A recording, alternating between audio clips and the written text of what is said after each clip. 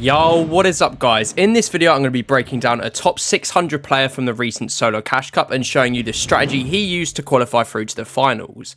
I've chosen a player with only 300 PR and that didn't drop a massive high kill game to make it as realistic as possible, so you can copy the same strategy he used to qualify through to the second round of the Cash Cup. If you do find this video helpful, please do drop a like and subscribe for much more content just like this. Now just a quick note, the player whose gameplay we're going to be reviewing is Lupo, and he placed 594th qualifying through to round 2 with an average elims of 1.4. The game we're going to be reviewing is his 3 kill 7th, where he used a gatekept strategy that people are hiding from you in order to get deep into this game, and that you guys can use to replicate and qualify through to round 2 as well. So let's get straight on into this. Lupo starts off the game by landing down at Shogun Solitude, where he just claims this left hand building, allowing him to get access to 3 chests, giving him the basic loot he needs to get loot off spawn before disengaging away to the west hand side of the POI in order to avoid taking a fight off of spawn. Now as he drops down the mountain, he does actually end up in a spawn fight, but he's able to win this. As replay lags, we can't really analyze this fight, but it's a pretty shambles shotgun fight, which Lupo does come out on top. But notice how as he comes out, he only has 17 builds and minimal health, because this affects his next move within this game. Now one of the first notable things that Lupo does within this game is that he comfortably sits deep in Storm. Now if we look at his position on the map, you guys will see that he's on the dead side of zone and he's to the right hand side of where he landed at Shoguns. Now this is because if you guys notice his mats, he has 500 stone, 500 wood, but only 90 metal. So he decides to tank Storm in order to come over and refarm up all the metal which he couldn't get off spawn at Shoguns. It's important that where you guys are landing, you know where there is metal nearby, and in this scenario, he's able to spend just a couple minutes in Storm right here, going around and refarming all this metal that he needs, whilst only using 1 med kit in order to get himself up to cap metal, because this is really important in a competitive games like the Solo Cash Cup. Now after utilizing the Storm for around 2.5 minutes to refarm up all his metal, Lupo comes out 555 and much more stacked, which sets him up a lot more perfectly to have a successful game. After leaving the Storm, Lupo rotates over to the tunnel here, which is just at the south of the map. Now here an armored truck spawns with the guards. This is the key part of Lupo's game strategy. He simply eliminates the guards and claims control of the truck. Now not only does this grant him thermite, which he can then pick up and use on the truck, helping to break it open and gain extra loot, but it also gives him control of the truck, which he can then use, as you guys are about to see. So he gains a mythic chub from picking up the vault loot from the armored truck here. Now the most important thing that he does next is gets inside the armored truck. Now many of us will know that cars are actually banned in comp this season, so there isn't any vehicles in competitive. However, Lupo has outplayed the system and has gained control of the armored truck, which he can now use like a simple car to rotate to the center of next zone. If we look at his position here, he's all the way on the south of zone, and he is able to rotate directly into the 4th zone just by having this armored truck, allowing him a completely free rotation which no one else on the map has access to. Now prior to getting in the armored truck, Lupo was in what's known as a low priority position, which is the position to the south of Foxy right here, where you are 1 unlikely to pull the next zone and 2 likely to get into a mid-game fight like these 2 players are right here, and this is because lots of players are rotating into the same area. Now what Lupo does is gets in the armored truck and rotates up to the center of the 3rd circle right here, giving him a higher chance of pulling the 4th zone. As you will see, he uses the truck's 1300 health to just drive around unbothered, before then boxing himself up in the center of the 4th zone, where as you guys can see, he pulls zone perfectly and plays perfectly in the center. Now Lupo sits still in his base here for 3 minutes, where he actually goes on to pull the 5th zone. However, he realizes that if he is to stay in his base right here, he will then become part of congested side, as all these players have to rotate into this tight area right here where Lupo is positioned. So what does he do again? Well, he gets back into the armored truck. Again, the armored truck this whole time is meta, because it has allowed him 3 rotates through the entirety of the mid game, where he avoids the possibility of being keyed.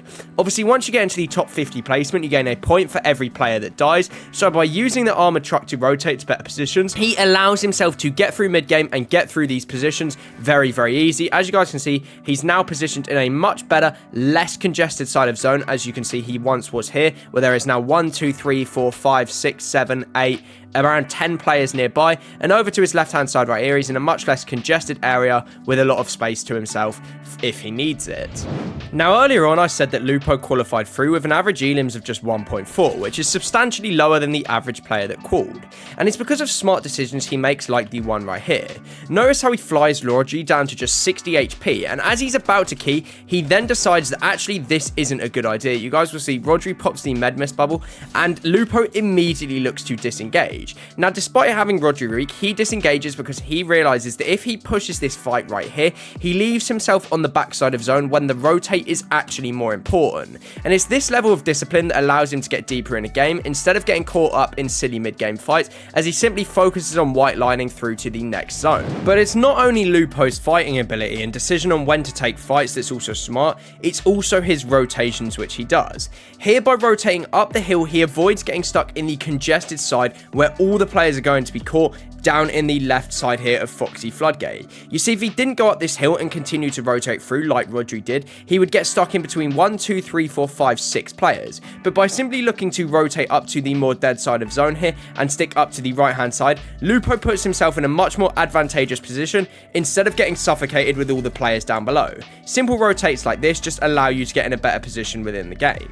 So now let's take a look at how he plays endgames. Now something I've also noticed earlier is that in this meta he doesn't carry the bat, he simply looks to rotate early. Now he gets a pretty hefty 60 tag onto Vexy here, but instead of looking to key this as many players would, he realizes he doesn't need this. With a chug and good loot and good mats, he simply ignores this player and just looks to get ahead on the rotate, and it's this level of discipline that does so well for Lupo. He simply focuses on rotate and gets himself closer to the zone, pausing to stagger in wood before again pushing forwards towards zone. As we can see, he does this multiple times on his rotate, again pausing to stagger, healing up because he gets tagged, and then looking to rotate further in zone. Instead of just W King Stefan, he simply takes the blob and then focuses on his rotate instead of looking to other players. Now this strategy eventually pays off for him because, as you can see, by rotating forwards, he can then look back and focus other players and is able to pick up an easy AR kill here onto Stefan, granting him this elimination. Now by rotating early, it allows him to get into a good position, and if you guys take a look at this endgame graphic here of where all the players are, I want you to just pause the video and take a guess as to which one Lupo is. Now I'm going to reveal for you guys he is this player in the white right here, and the reason why his position is so advantageous is because we could simply draw a straight line down the middle where my cursor is, and that separates Lupo from the rest of the lobby, showing that he is on the dead side of zone right here.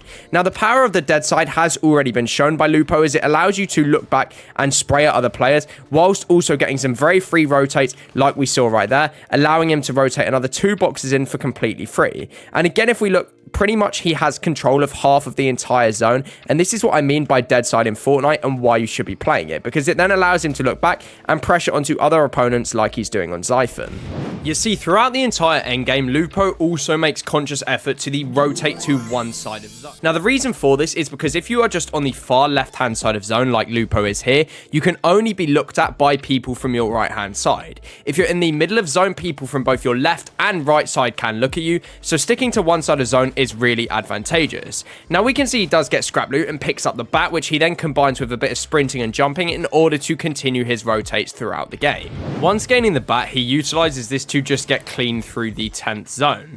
Now by running and jumping, you don't take full damage as long as you hold the bat out, and he utilizes this and he knows this, so he waits for Storm to catch up before running and jumping, just allowing him to get entirely through this rotate using only 5 builds, and that was to rebox himself back up. Now over the whole next minute, he just combines using the bat and, like I said, the sprinting and the jumping, and I look at this as very stop-start, because what he does is he waits for Storm to catch up before pulling out the bat, rotating all the way to the front side of zone, boxing up again, and then repeating the process over and over again. And this is all part of his endgame strategy, and he's able to get to endgame just through utilizing the armored truck in mid-game. The entire game is really smart and is very, very focused on rotating smart in order to avoid getting keyed or killed too early. Unfortunately though, it is actually a stupid decision to go for this loot of the opponent he eliminates that actually gets him killed, because it puts him in a bad side of the backside of zone where he is beamed, and then the opponent is able to come around and clean him up for the free elim, putting him out of the game. So now we can look at the entire Lupo strategy as a whole that he used and that he gatekept in order to qualify himself through